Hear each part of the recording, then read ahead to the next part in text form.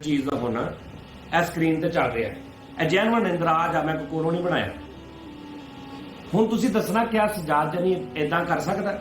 और मारूफ कॉमेडियन सजाद जानी और उनकी बेगम अबीरा खान के तनाज़े के बारे में न सिर्फ आप सुन चुके होंगे बल्कि सुन सुनकर आपके कान भी पक चुके होंगे, लेकिन मैं आपको अब वो FIR दिखाने और बताने जा रहा हूँ जिसमें उनकी बेगम ने थाने में जाकर सजाद जानी पर जिना, चोरी और दूसरे घटिया इल्ज़ामात लगाए। लेकिन उन इल्ज़ामात का आगे अदालत में क्या हुआ और वो कैसे उनका सबूत ना दे सकी, और फिर उन्होंने इस वक्त के वज़ीर आला मोहसिन नकवी पर इल्ज़ाम लगाया, ये तमाम दास्तान आपको इस तमाम वाक़ये की हकीकत बता देगी। लेकिन इसे देखने से पहले आप हमें बताएं कि कौन आपको सच्चा और कौन झूठा लगता है। पाकिस्तान में मारूफ कॉमेडियन सजाद जानी जिनके फैंस पूरी दुनिया में मौजूद हैं, लेकिन उनकी बेगम अबीरा खान भी शोहरत के मयार पर उनसे किसी भी तौर कम नहीं है। वो भी एक रोड शो करती हैं और उसे सजाद जानी ने ही मुतारिफ कराया था और बाद में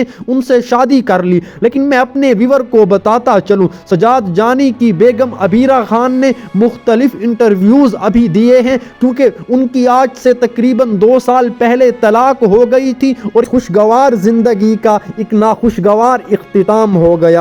तो उस FIR में वो पहले पस मंज़र के बारे में बताती हैं कि मैं अपनी वालदा के साथ वालिद के आबाई घर में मौजूद थी, लेकिन सजाद जानी कहते हैं उनके वालिद का आबाई घर कोई था ही नहीं, वो किराए के घर में थी। लेकिन फिर एक और शख्स ने उनके घर की कीमत अदा कर दी थी। सजाद जानी ने भी इस बारे में कोई तफसील नहीं बताई। बहरकैफ उस FIR में है कि सजाद जानी अपने एक भाई को लेकर चादर और चार दीवारी का तहफ़्फ़ुज़ पामाल करते हुए मेरे घर में बगैर इजाज़त पिस्तौल हाथों में लिए दाखिल हुआ, तो मेरी वालदा ने उन्हें रोकने की कोशिश की कि रुक जाएं, लेकिन उनके कान पर जूं तक ना रेंगी और उसने सबसे पहले तो मेरे ऊपर पिस्तौल रखा और मुझे आन दबोचा। मेरी वालदा मेरे साथ ठहरी थी, उन्हें कुछ ना कहा गया, लेकिन फिर उसी के बाद उन्होंने कहा उन्होंने मेरे साथ मुज़ाहमत की, ज़िना किया और हरामकारी की, जबकि इससे पहले भी वो ऐसा कर चुके थे।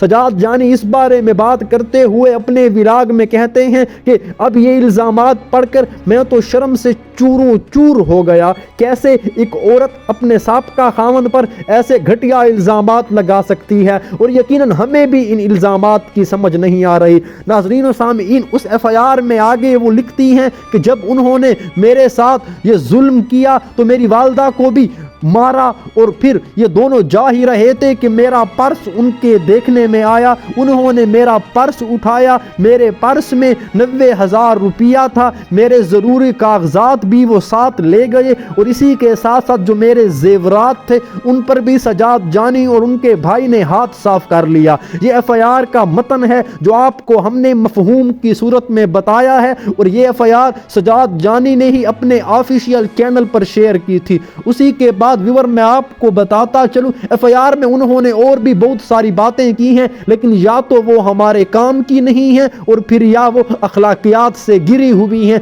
इसीलिए हम उन पे बात नहीं करते। लेकिन मैं अब आपको बताने जा रहा हूं कि जब सजाद जानी को उनके थाने ने बुलाया और FIR पर आगे पीछे पेशरफ्त हुई, तो उसमें ये बातें साबित इस तरीके से ना हो सकी, क्योंकि सजाद जानी के पास टोटल CCTV फुटेज, मुकम्मल हकायक, शवाहिद कि वो उस वक्त वहाँ पर था ही नहीं, वो अपने स्टूडियो में अपनी टीम के साथ मौजूद था, और फिर बयान हल्फी भी उनके टीम के 16-17 लोगों ने जमा कराया। तो इस तरीके से उनकी बेगम का ये दावा झूठा और गलत साबित हो गया। लेकिन उसी में जब वो अदालत में पेश होती हैं तो मुखातिब होती हैं कि सजाद जानी अकेला था, उसके साथ उसका भाई नहीं था। नाज़रीन व सामीईन, ये एक बड़ा अहम पॉइंट है, क्योंकि सजाद जानी के बकौल उनका भाई तो उस वक्त शहर में नहीं था, और जब ये साबित हो गया कि उसका भाई शहर में नहीं था, वो बाहर था, तो उनकी बेगम अदालत में गोया होती हैं कि वो तो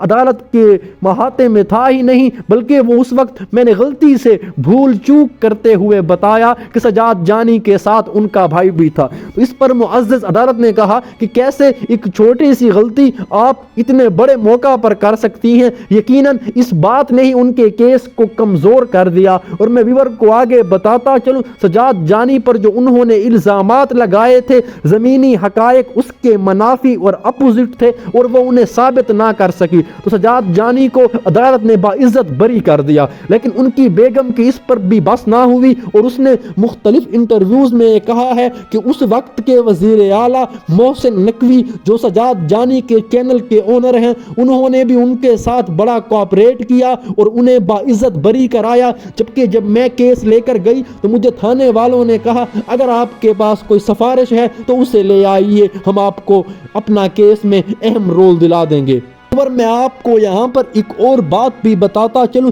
سجاد جانی نے بھی اس حقیقت کا پردہ اٹھایا ہے کہ محسن نقوی صاحب ہمارے چینل کے سی ای او ہیں, لاکھوں لوگ ان کے انڈر کام کرتے ہیں. جب ہمیں کوئی مشکل ہوتی ہے بھلے ہی وہ وزیر اعلیٰ ہوں یا جو بھی ہوں, ہم ان کے پاس جاتے ہیں اور وہ ہماری مشکل کو حل کرتے ہیں. لیکن انہوں نے کہا جس طریقے سے میں نے اپنا کیس عدالت میں لیا اس کے بعد میں نے اپنے الزامات کو غلط ثابت کیا تو ان کا منہ کالا ہو گیا اور وہ